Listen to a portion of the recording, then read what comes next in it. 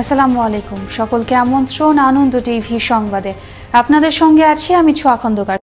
লকডাউনের দ্বিতীয় দিনেও রাজধানীর মূল পয়েন্টে ছিল ব্যক্তিগত গাড়ির মহড়া।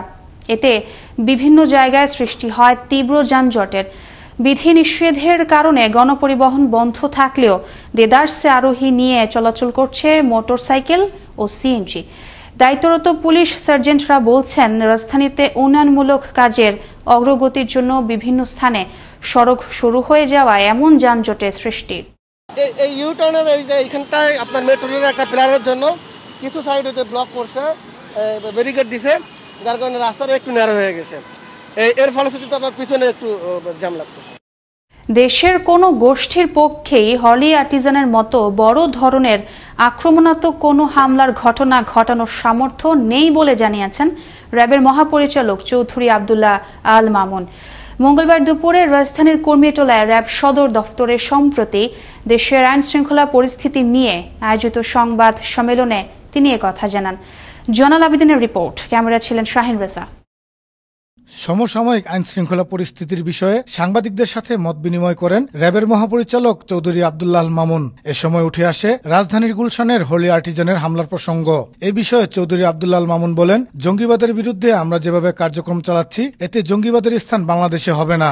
হলি আর্টিজানের হামলার পরবর্তী সময়ে র্যাব প্রায় ১,৫০০ জঙ্গিকে গ্রেফতার করে আইনের আওতায় নিয়ে এসেছে। জঙ্গিবাদ বিরোধী র্যাবের যে অভিযান এখনও চলমান আছে, আমরা সবসময় চালিয়ে যাচ্ছি এবং আগামীতেও আমরা এই ধরনের জঙ্গিবাদ বিরোধী অভিযান চালিয়ে যেতে দৃঢ়ভাবে প্রতিজ্ঞ। র্যাব ডিজি বলেন, কিশোর অপরাধ রুখতে র্যাব কাজ করছে। কিশোর গ্যাং, মাদক ও সন্ত্রাসের সঙ্গে যেন সন্তানেরা যাতে জড়িত না হয় সেদিকে খেয়াল রাখতে অভিভাবকদের প্রতি আহ্বান জানান। কিশোর গ্যাংয়ের সাথে যাতে জড়িত না হয়, আমাদের সন্তানরা কিশোর গ্যাং বা মাদকের সাথে বা জঙ্গিদের সাথে যাতে জড়িত না হয়, এই ধরনের অপরাধমূলক কার্যক্রম হতে যাতে তারা বিরত থাকে এবং জড়িত না হতে পারে, এই জন্য আমরা সকলে মিলে একযোগে কাজ করব।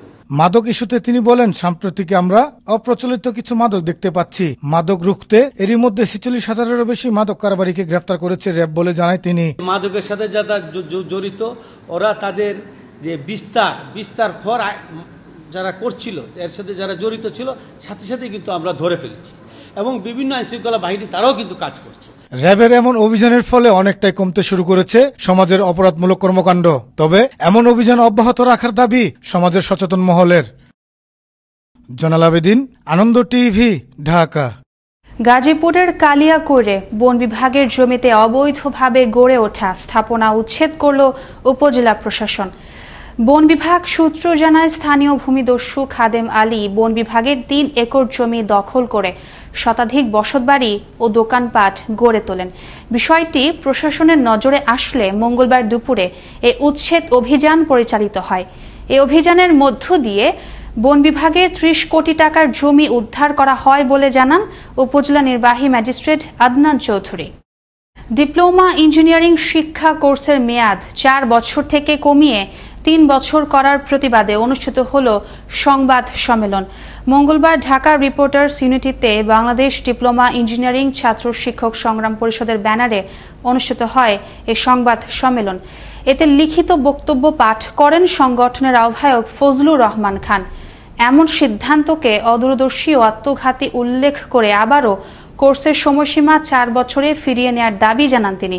এ সময় বক্তারা ডিপ্লোমা ইঞ্জিনিয়ারিং শিক্ষা বিষয়ে শিক্ষা মন্ত্রণালয়ের সংস্করণের প্রতিবাদে ৪ দফা দাবি পেশ করেন।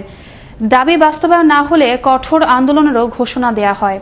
গোপন সংবাদের ভিত্তিতে খাগড়াছড়ির গুইমারায় অভিযান চালিয়ে একটি এলজি, একটি এমো, ৩০টি অবৈধ পোস্টার ও চাঁদা আদায়ের রসিদ সহ ৪ ইউপিডিএফ সন্ত্রাসীকে আটক করল গুইমারা রিজিয়নের সেনাবাহিনী।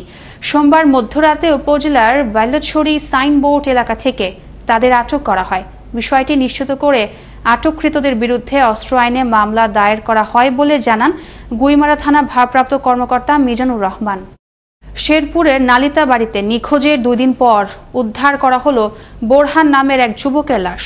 সোমবার রাতে উপজেলার ভোগাই নদীতে ভাসমান অবস্থায় ওই যুবকের লাশ দেখতে পেয়ে স্থানীয়রা তাকে উদ্ধার করে।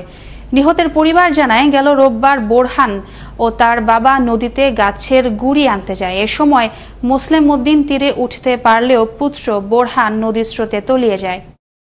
গেল 24 ঘন্টায় নোয়াখালীতে করোনায় প্রাণ গেল একজনের। একই সময় নতুন করে করোনা শনাক্ত হয় 137 জনের শরীরে। মঙ্গলবার দুপুরে তথ্য নিশ্চিত করেন জেলা civil surgeon doctor Masum Iftekhar. এদিকে নোয়াখালী ও চৌমুহনী পৌরসভা সহ জেলার 8টি ইউনিয়নে লকডাউন বাস্তবায়নে কঠোর অবস্থানে থাকে জেলার আইন শৃঙ্খলা বাহিনী। অকারণে সড়কে বের হলেই পড়তে হচ্ছে পুলিশের জিজ্ঞাসাবাদের মুখে। নিখোঁজ সৌদি প্রবাসী হাবিব উল্লাহকে জীবিত উদ্ধারের দাবিতে প্রধানমন্ত্রীর হস্তক্ষেপ কামনা করে সংবাদ সম্মেলন করল ভুক্তভোগীর পরিবার। মঙ্গলবার দুপুরে কক্সবাজার প্রেস ক্লাবে সংবাদ সম্মেলন অনুষ্ঠিত হয়। এ সময় পরিবার জানান দীর্ঘ 8 মাস ধরে নিখোঁজ রয়েছেন এ রেমিটেন্স যোদ্ধা। যে কোনো উপায়ে হাবিবুল্লাহকে জীবিত উদ্ধারে প্রধানমন্ত্রীর হস্তক্ষেপ কামনা করা হয়। রাজশাহী মেডিকেল কলেজ হাসপাতালের করোনা ইউনিটে গেল 24 ঘন্টায় মৃত্যু হল 25 জনের, যা এ মাসের মধ্যে সর্বোচ্চ মৃত্যু রেকর্ড। মৃতদের মধ্যে রাজশাহীর 12 জন, চাঁপাইনবাবগঞ্জের 5 জন, নাটোরের 5 জন, নওগাঁর 2 জন ও চুয়াডাঙ্গা জেলার 1 জন। এ নিয়ে চলতি মাসের 29 দিনে ওই হাসপাতালে করোনায় মোট মৃত্যু হল 343 জনের। বর্তমানে হাসপাতালটির করোনা ইউনিটে ভর্তি আছেন 459 জন করোনা রোগী। মঙ্গলবার দুপুরে সব তথ্য জানান রামেক হাসপাতালের পরিচালক ব্রিগেডিয়ার জেনারেল শামীম ইয়াসদানি। কক্সবাজারের টেকনাফের পাহাড় থেকে নেমে আসা 2টি হাতিকে এখনও বনে ফেরাতে পারেনি বন বিভাগ। এরই মধ্যে পেরিয়ে গেল 3টি দিন। শুক্রবার সকালে হাতি 2টি টেকনাফের নেটং পাহাড় থেকে নাফ নদীর প্যারা বনে চলে আসে। বন বিভাগ ও এলিফ্যান্ট রেসপন্স টিমের সদস্যরা শনিবার সন্ধ্যায় হাতি 2টিকে বনের অভ্যন্তরে নিয়ে যেতে সক্ষম হলেও সেদিন রাতেই হাতি 2টি আবারও চলে আসে নাফ নদীর প্যারা বনে। এদিকে টেকনাফ রেঞ্জ কর্মকর্তা আশিক আহমেদ জানান হাতি 2টিকে শাহপরীর দ্বীপের ঘোলাচর থেকে মেরিন ড্রাইভের দিকে নেওয়ার চেষ্টা চলছে। এবার কৃষি সংবাদ।